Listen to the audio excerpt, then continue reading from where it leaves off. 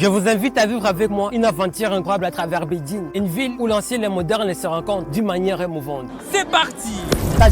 Mon voyage a commencé par une grande fierté quand j'ai été informé que j'avais remporté la compétition sino-africaine organisée par Antia. J'ai été invité à Beijing pour célébrer cette victoire. Quoi de plus inspirant que de recevoir un prix dans une ville qui incarne l'harmonie entre tradition et innovation. Imaginez-vous déambuler dans le majestueux couloir du Gugong où chaque mur raconte une histoire millénaire. Chaque pièce est un témoin de la richesse de la culture chinoise, un véritable trésor que j'ai eu le privilège d'explorer. C'était comme un rêve devenu réalité, une immersion historique que je n'avais connue que dans les films. Mais ce n'était que le début de l'aventure. Et que dire de cette expérience à Yawang, une voiture qui tourne à 360 degrés. Chaque virage est une danse fluide, un confort inégalé, un vrai bijou de la technologie. À Lombardie, j'ai plongé dans l'art de la calligraphie. Chaque coup de pinceau est une danse délicate, un dialogue entre l'artiste et la page. J'ai ressenti la sagesse ancestrale qui émane de chaque caractère écrit. Dans la rue de Tianmen, vibrante et pleine de joie, même si j'ai pas vu Jackie Chan, j'ai réussi à immortaliser un grand souvenir. Cette rue est un vrai festival de culture.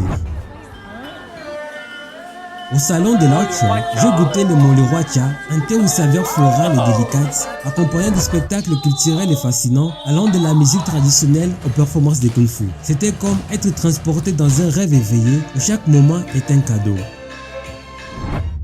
À l'université de Tsinghua, nous avons l'honneur de discuter avec le professeur Tang Xiaoyang et échanger avec les étudiants, découvrant ainsi la beauté de cette université. À la cérémonie de remise des prix du concours photo et vidéo Rojongo Dagushu, après tant d'efforts d'échec, me voilà ici. Célébrant ma réussite à plus de 9000 km de chez moi, c'est un moment de pire émotion. Un aboutissement qui m'a prouvé que les rêves peuvent devenir réalité.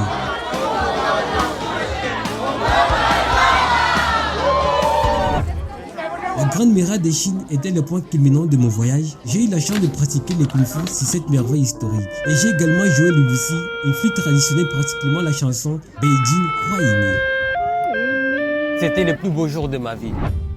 Nous avons également discuté et échangé avec le média La Chine Investments. Cette expérience m'a non seulement impressionné, mais a aussi renforcé à moi l'essence du professionnalisme. Rojongo Dagushu est un récit d'amitié. Embrassons cette diversité et connectez-nous car le monde est vaste et rempli d'opportunités. Ce voyage m'a appris que, avec passion et dévouement, tout est possible, peu importe où l'on se trouve. Si nous travaillons dur, nous pouvons réaliser nos rêves.